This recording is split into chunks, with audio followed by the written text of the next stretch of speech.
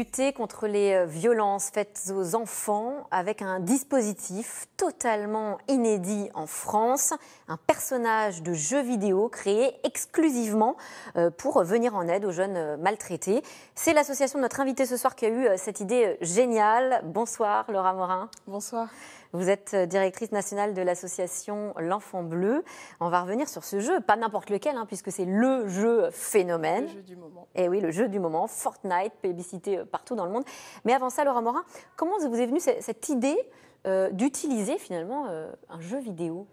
Mais écoutez, finalement, c'est une belle rencontre. C'est-à-dire qu'au sein de l'association, ça fait déjà plusieurs semaines, voire plusieurs mois, qu'on réfléchit à finalement qu'est-ce qu'on peut proposer d'autre aux enfants, puisqu'on sait qu'aujourd'hui, ils n'ont pas la même utilisation des médias, pas la même utilisation des nouvelles technologies. Et puis, justement, dans ce contexte du confinement, on a l'agence Havas Sport et Entertainment qui est venue en nous disant, est-ce qu'on ne ferait pas quelque chose sur les jeux vidéo ? Et on s'est dit, mais c'est génial. Voilà. Il faut savoir quand même que pendant le confinement, ces enfants-là se sont retrouvés 24 heures sur 24 avec des parents ou de la famille potentiellement agresseurs. Tout à fait. En fait, c'était ce contexte qui était très inquiétant pour nous et qui s'est confirmé malheureusement. C'est-à-dire que plus de 80% des violences sont intrafamiliales. Donc je vous laisse imaginer des enfants qui sont enfermés du coup 24 heures sur 24 avec leur famille, forcément étaient beaucoup plus en danger et les violences pouvaient effectivement se déchaîner. Et donc c'était une manière de les atteindre de façon d'ailleurs très discrète. Vous allez nous expliquer comment. Avant ça, donc pour tous ceux qui ne connaissent pas ce jeu vidéo, donc Fortnite, le jeu vidéo du moment, vous le disiez, près de 300 millions d'utilisateurs, de joueurs à travers le monde. Est-ce que vous connaissiez d'ailleurs ce jeu, vous, avant J'avoue que je connaissais de nom, mais j'ai découvert beaucoup de choses. Pas d'usage. C'est évident. Alors, votre personnage, racontez-nous à quoi il ressemble et comment il venait en aide aux enfants. Alors, le personnage, donc il est assez joli, moi je le trouve assez chouette. Il est bleu, évidemment, il s'appelle Enfant Bleu. On le voit à l'écran. Et puis, on a choisi de lui donner un look, un aspect particulier, puisqu'évidemment, il fallait que les enfants puissent le reconnaître et ne se trompent pas. Donc, il avait une tenue particulière, il avait une couleur aussi particulière, et il avait aussi un petit pas de danse bien à lui. Et des ailes. Et des ailes, tout à fait. Voilà, pour qu'il soit vraiment reconnaissable. Et puis, on a fait autre chose aussi pour le sécuriser. C'est qu'en fait, on a réservé tous les noms qui pouvaient se rapprocher du nom Enfant Bleu. Parce qu'évidemment, on ne voulait pas qu'on puisse, je ne sais pas, moi, l'appeler Enfant Bleu 2, Enfant Bleu je ne sais comment, et pouvoir derrière récupérer le personnage, évidemment. Alors, concrètement, comment ça fonctionne ? Comment les enfants... Comment ils font comment ils font Alors, en fait, comment ils les aident ? Oui, alors en fait, le jeu Fortnite, on peut y jouer en équipe, c'est l'idée. On peut discuter avec les autres joueurs. Donc ce qu'on a fait, c'est qu'on a créé un personnage et les enfants, du coup, pouvaient ajouter ce personnage dans leur équipe.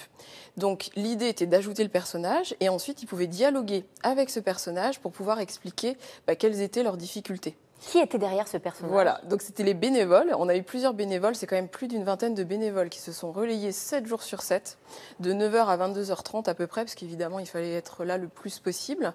Et du coup, ils étaient en permanence, donc ils avaient une permanence, en gros, ils avaient le jeu connecté, et ils pouvaient voir quand un enfant, justement, ajoutait le personnage et voulait lancer une partie. Ils avaient une grille de lecture, une grille de questions ? Alors oui, tout à fait, c'était très important. Évidemment, ils étaient en demande aussi, parce qu'il fallait des bénévoles qui savent jouer au jeu. On disait tout à l'heure, il fallait connaître.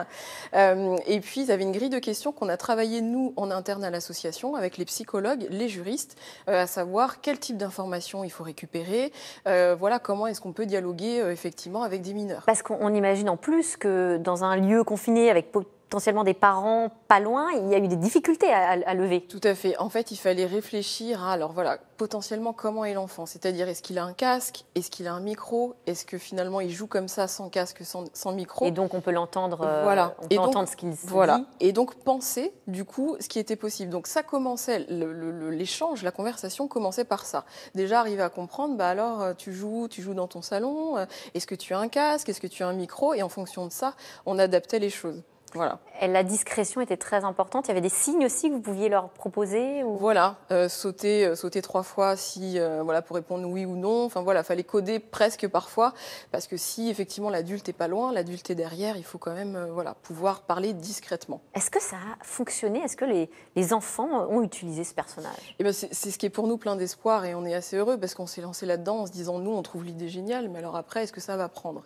Et en fait il y a eu 1200 ajouts de ce personnage, donc c'est c'est formidable, hein, pour toucher 1200 personnes d'un coup, c'est pas, voilà, c'est pas tous les jours.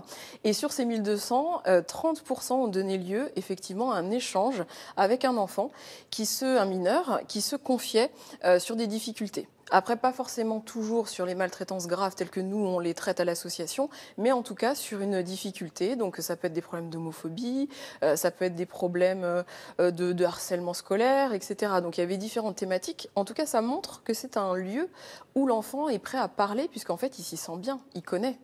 Justement, pour se faire connaître, puisqu'il a fallu quand même aussi faire montre de discrétion pour pas que les parents, eux, sachent que les enfants communiquaient. Comment est-ce que vous avez fait connaître votre proposition, votre aide auprès de cette population d'enfants? Alors ça a été un travail en amont avec l'agence Havas, hein, vraiment identifier en fait les influenceurs et les gamers.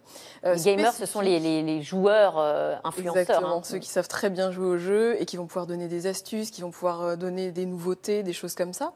Et en fait, on s'est rendu compte, et c'est assez formidable, que ces influenceurs, ces gamers ont une audience mais énorme. Je vous donne un exemple, Vargas, je prends ma petite anti-tâche, c'est 3 millions de personnes sur Snapchat. Donc lui, quand il a pu faire savoir qu'il y avait cet avatar que vous créiez sur Fortnite, il y a potentiellement 3 millions Exactement. Et d'ailleurs, ça s'est traduit. En fait, il a fait son annonce, hein, il a diffusé l'information. Et tout de suite derrière, on a eu 160 ajouts du personnage en quelques minutes. Vous voyez. Alors, est-ce que c'est prometteur? Est-ce qu'il faut aller plus loin? C'est notre souhait, tout à fait. En fait, donc évidemment, c'est quelque chose qu'on a créé assez vite, et puis c'était une expérimentation, hein, voir si ça fonctionnait, voir aussi quels étaient les écueils, quelles étaient les choses qui fonctionnaient ou pas. Donc on ne pouvait pas le faire vivre, tel qu'il est aujourd'hui. En tout cas, on ne pouvait pas le faire vivre très longtemps.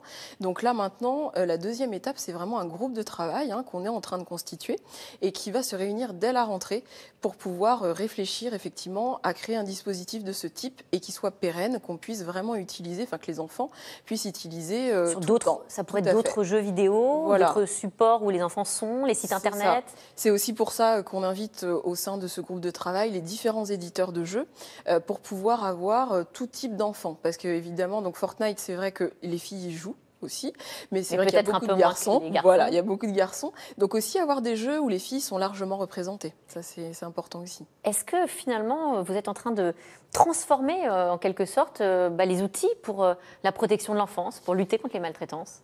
Transformer, je ne sais pas, mais en tout cas, essayer de s'adapter aux enfants. Ça, c'est évident et c'est quelque chose qu'on voit dans la pratique au quotidien. C'est qu'il faut aller là où ils sont. Et c'est vrai qu'à l'association, on est souvent contacté par les personnes de l'entourage, hein, ce qu'on appelle chez nous l'adulte dit protecteur, mais on souhaite aussi donner la parole aux enfants. On a de plus en plus d'adolescents, par exemple, qui nous contactent parce qu'on a développé les réseaux sociaux. Donc vraiment, aller vers ça, aller vers des nouveaux modes de communication. Et surtout, ce qui est important pour un enfant, pour qu'il puisse parler, qu'il puisse être à l'aise, il faut aller là où il se sent bien et où il connaît en fait les codes. Voilà, et les jeux vidéo qui permettent de libérer la parole aussi. Tout à fait. Un bon côté des jeux vidéo. Un bon côté des jeux vidéo. C'est vrai qu'ils sont souvent décriés et il est vrai qu'il faut être très vigilant. Il y a des choses sur lesquelles il faut faire attention. Mais là, voilà, un très bon usage des jeux vidéo. Eh bien, merci Laura Morin. Vous êtes directrice nationale de l'association L'Enfant Bleu. Je rappelle votre site internet enfantbleu.org et bien sûr le 119, le numéro d'urgence pour l'enfance en danger, et votre ligne de téléphone aussi qui apparaît en bas de l'écran, 01 56 56 62 62. Tout de suite, c'est dans l'air avec Axel de Tarly qui revient sur le 80e anniversaire de l'appel du 18 juin du général de Gaulle. Bonne émission à vous.